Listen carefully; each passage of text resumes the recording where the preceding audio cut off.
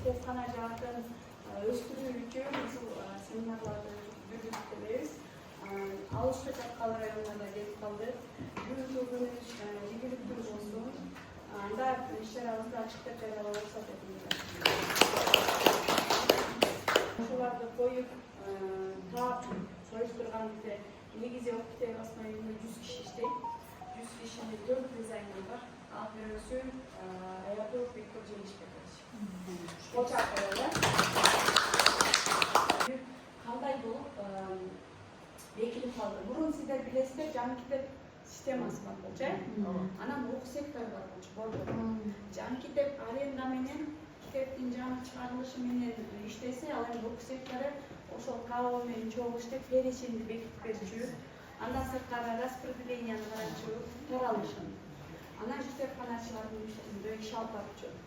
Эми караңыздар, ошо окуу сектору борбор менен жаңы китеп мекемеси экөөнү кошуп туруп, демек баардык китеп индустриясында телефондорду өчүрөбүз, кредиттерди унутабыз, үйдөгү проблеманы баспа үйү баардык китеп индустриясындагы баардык кишилерди чогултуп, бир тармакка, бир бөлмөгө отургузуп иштөө болду максатыбыз. Эки директор эки жака бөлүнүп, иш маңызында чыкпай калыптыр да.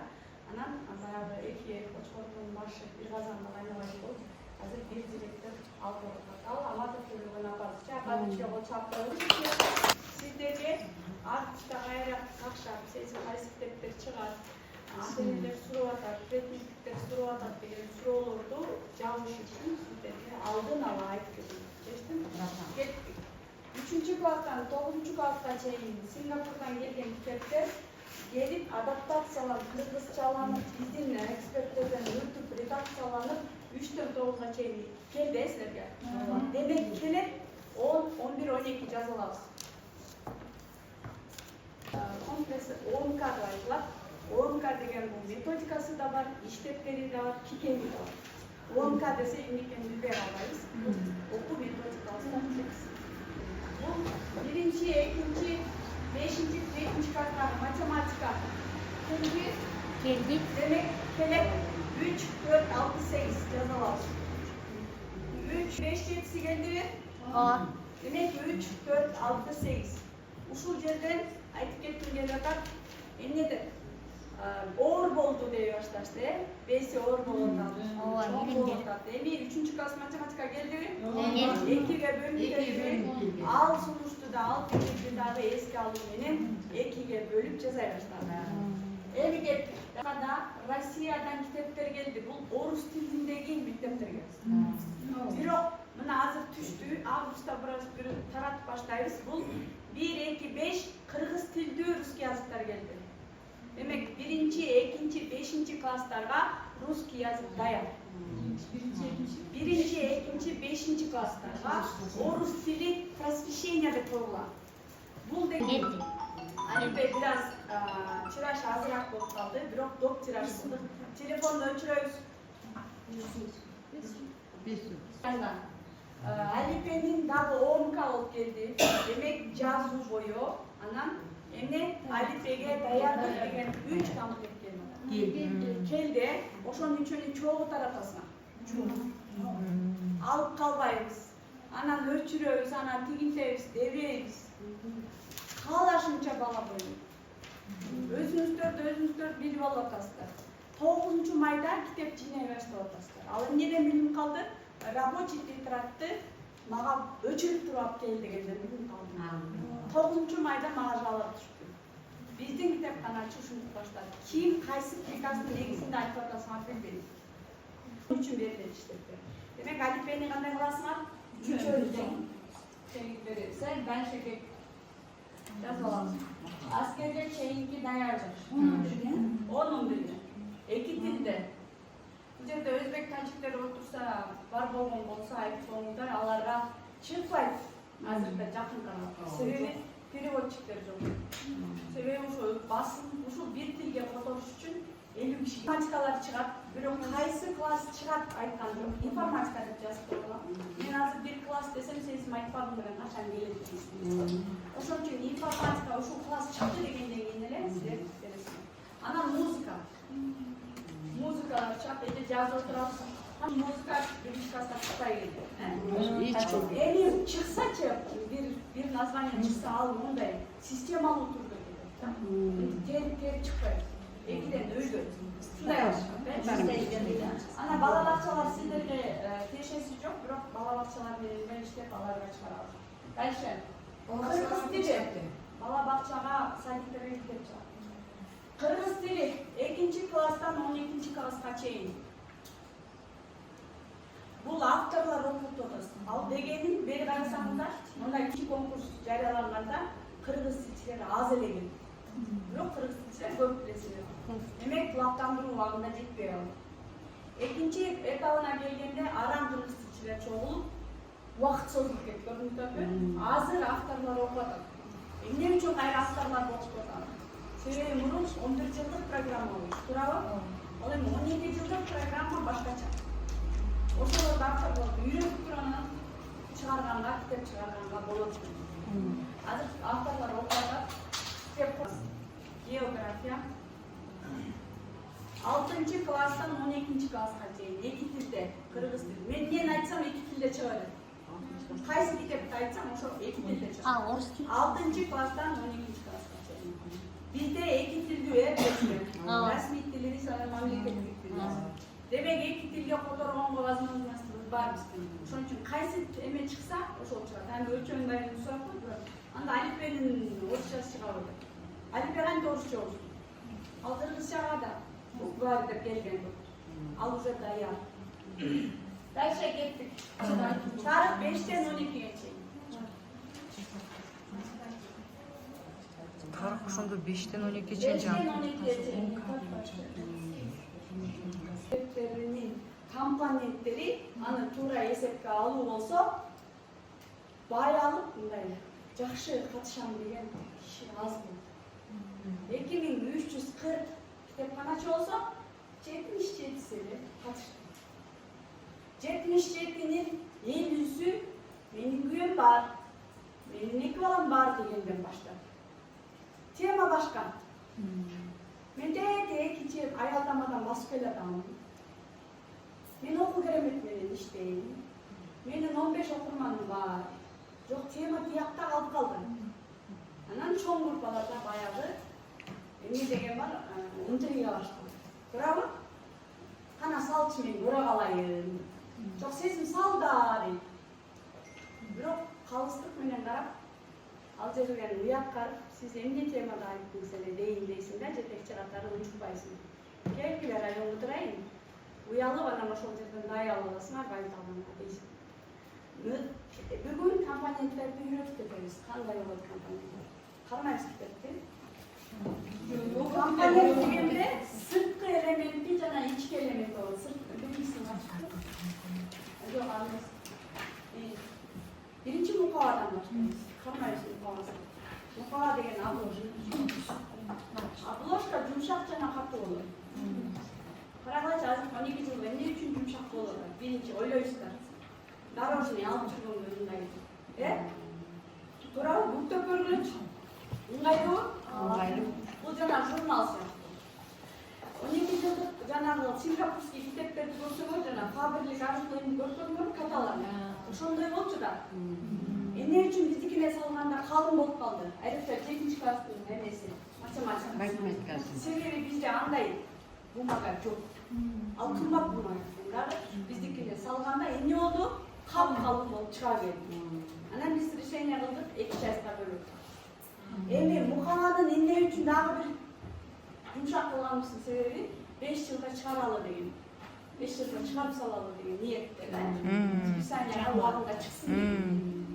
Узак мөөнөткө сакталбайт, бирок бул дорожный алып жүргөнгө жеңил, ыңгайлуу. Эми кеттик, мукабанын калыңдыгы эмнеге жакшы? Бул көп жакшы бар. Көбүнчө художкалар мукабасы эмне? Калың, катуу. Эми кеттик, сактап турат. Туурабы? Күндөн, май чай өлүп кеткенде, бырышкандан сактап турабы? Негизги милдети ушундай. Эми семинар өткөнбүз да, октябрда. Ошол чүй Бишкек анан көлдөгү жанагы Перизат туткан. Ал кайра ютубту көргүм келди да. Демек ал кечке алек келген ошону дагы Ошон үчүн анализ кылганда биз семинар өтүп кеткен жер уктуу. А өтпөгөндөр ошо бойдон калтырган бойдон семьясын айта берди. Кайталайбыз. Хорошо. Кудайда маалымат кайсы убакта азыр совместительдер отурасынан турабы, мугалимдер менен маалымат жазганда, окуганда, көргөндө, кайталаганда мээге кирет. Туурабы? Төртөөнү бирдей тиккен сан. Барса тыты деп тастанып келип отурат. Эмне кылып атасың десе, тигип атам. Каягын тигип атат, баягы кыркасын тигип атат. Эмнеге тигип атасың десе, иштер искош болуп келип атпайбы? Бул ажырап кетет. Өзүнөн өзү анализ кылат да тигип баштайт. Бирок ар бирикте өзү тигилип келет. Сиздер просто көрбөй атасыңар, карагачы. Эмне үчүн 17-страницага коюлат. Ар бир 16 баракта тигилет экен. Анан редакторлор болуп ачып, ал эжеге бир китеп кадимки бөлүп туруп, моягын сыйрып туруп, биягы, конечно, клей. Бирок ичин ачканда жип бар, ак. Кичинекей болот, жука жип. Мурункудай калың жип эмес, бирок жука жип. Ажырабайт ал, түшүндүңүздөрбү? Сац деп айтылат. Эмне айтылат? Айтабыз. Фарцац, могу катуу негизги барагынан катуураак болот. Кармагач калың бекен? Калың бекен? Саштын көп милдет аткарбайт деп салгап, салыш керек болчу, катуураак болсун. Эми фарцацтын милдети эмне? Караңыздарчы, бери карап туруңуз. Аны жазабыз. Фарцацтын жарым бөлүгү эмнеге чапталыптыр? Мукабага. Ал эми жарым бөлүгү негизги бөлүктү караңыз. Экөөнү бириктирип, байлап турат экен. Бөлүнүп кетпеш үчүн.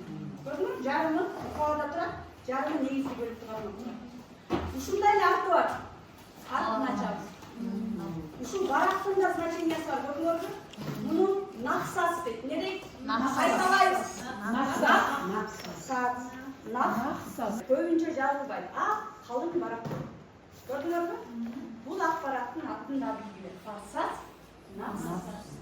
Эми титулдук бет, ачабыз. Титулдук бет бөлгөдө деп башталат. Жазыңыздар. Биз жазуу деп жазабыз. Библиографиялык жазуу. Библиографиялык жазуу. Аннотация. Жок, аннотация эмес. Библиографиялык жазуу тире коебуз. Китептин аталышы, автору, басмаканасы,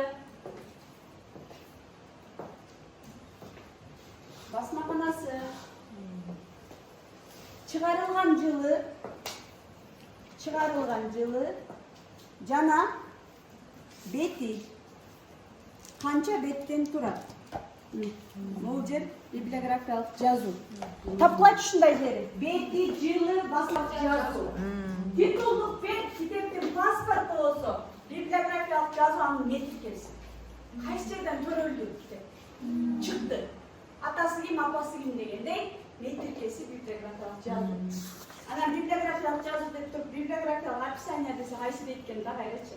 Орусчасы эмне экен? Библиографиялык описание, библиографическое описание жазалга. Орусчасы библиографическое описание. Мындан ары библиографическое описаниясын окуп койчу десе билбей калбайбыз. Түшүндүңүздөрбү? Айрыкча библиографиялык жазуу ар кандай болуп бөлүнөт, бир автордук, эки автордук, билесиздер. Журнал, толкун эже билет. Библиографиялык жазуу бир эле китепте болбойт. Публикацияларда болот, ар кандай түрү болот. Демек, азыр мен китептикин айтып атам, себеби силер китеп менен таанышпайсыздар, Кеттик дальше. Аннотация, аннотация. Мына мындай болуп жазылат, эки эл менен. Аннотация бул китептин кыскача мазмуну. Много, да? Аннотациясы. Окурман, силерге бар окурман. Ал директор бар, силерге маалымат издеп келди. Текчеден 40 аркылуу окуп алды. Кыргыз макалдары деп алды. Анан келип сизден сурады, эже могу окусам эмне жөнүндө десе, башым оорутат дебейбиз. Аннотацияны. Аннотациясын ичиңерден окуйсуздар. Кыскача. Өзün 2 sekund көп болsun. Al 8 süylem, 10 süylem, 3 süйлемдерден турат. Ошону окуп туруп ушундай тууралуу экен деп айтсаңыз да, маалыматты багыт берип атасың. Ал ойлонот, жакшы же жаман, алсамбы же албасам. Демек өзүңөрдүн милдетиңерди унутуп каласыздар дагы, жөн эле таркатуу кабыл алуу киши болуп иштеп атасыңар. Каткылачы англисче ошо титулдук депти. Мына. ISBN. ISBN.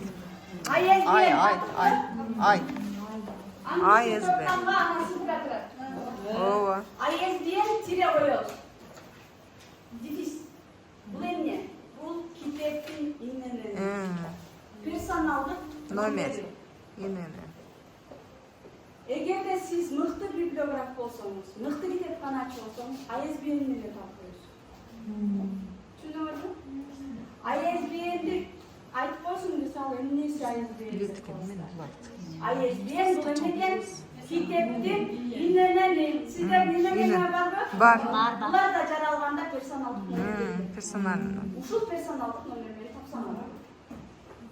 Көрүнүшү. Анын өзүнүн ISBN-и эмне жөнүндө жазылганын. Эми караңыздар, анан ББКнын чоң темасы келебиз. Бул экинчи тема. ББК калып калды, бул жерде. Анын чоң тема. Эми сиздер пагинация, барак номерин карашыңар керек. Неге? Жазып алабыз ушуну. Пагинация. Пагинация. Барак номерлер эмне экен? Пагинация. Пагинация экен. Мына караңыздар. Мында 256 бет деп турат. 256 бет ортундабы бир карап коюш керек. Себеби брак китеп окуучуга кетпеш керек. Брак болсо кийин ал ата-энеси көрөт. Бул бизге брак китепти бериптир дейт. Ошон үчүн колуна телекке штамп баскаратканда бир сыра карап койгон. Пагинациясы туурабы? Туура коюлду, кем келген жок ошону караш керек. Китеп кандай? Эми караңыздар деп башталат. Демек бир багытты берет, же бирөөгө арнаганын айтат. Бул китеп буга арналды, бул тармакка келди деп автор өзүнүн жекече оюн айтат. Анан соңку сөз болот, кириш сөз болбосо. Бул жыйынтыктайт. Анан дагы кошумча справочный аппараттар болот. Иллюстрацияга байбы карап коебуз, сүрөткө байбы? Демек сүрөткө бай деген бул жаш мундагы балдар көп алат, Сүрөткө бай болсо анда ушуну берсеңер болот деген сөз. Сүрөтү жок болсо көбү албайт. Демек азыркы 12 жылдык программадагы китептер иллюстрациялуу деп анализ кыласың. Минут деп турабы, секунттагы, минуттагы ашпаңыздар. Бир критерий, астында 4 критерий болсо ошону окуңуздар. Түшүндүкпү? Кеттик анда компания. Библиотечно. Чечмелениши. Библиотечно. Библиографическая. Классификация. Библиографическая классификация. Библиотечно. Библиографическая классификация. Кыргызчасы КБК. Китепканалык. Библиографиялык. Классификация. ББК, КБК өтө билели. Просто бирөө кыргызча, бирөө орусча. Китепканалык, библиографиялык классификация. Жаздыкпы? Жаздык. Так, мен карайсыз экран. Мен сиздерге азыр кыргызча айтам. Бул негизи орусча берилет. Индекс раздела авторский знак шифр книги деп айтылат. Сиздерге кыргызча айтайын. Тармактык бөлүм жазып алабыз. Тармактык бөлүм.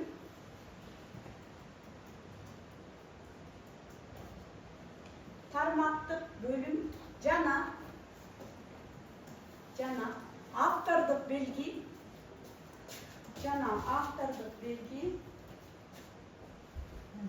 Автордук белги. Китептин шифры деп айтылат. Не? Китептин шифры. Шифровка. Намол. ББК 84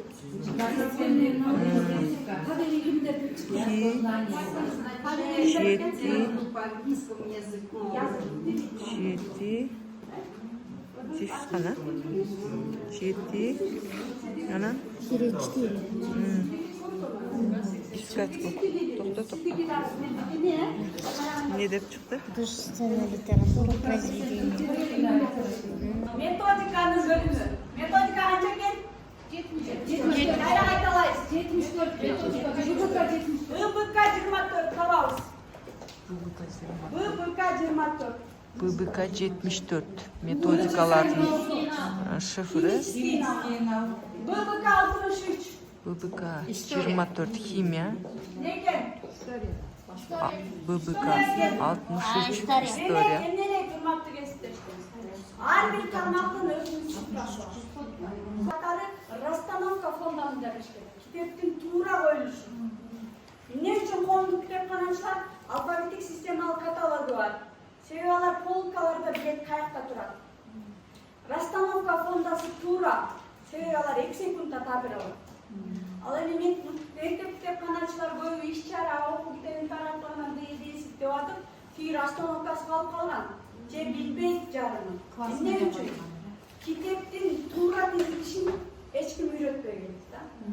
Kitaptın da özünün ordu varken egerde tarmak menen bölsün. Qarаңыздар. Moğol avtorlar kitaplarından sırtqarı. Sizlerde kimya degan kitaplar var. Biroq o'quv kitapdan sırtqarı.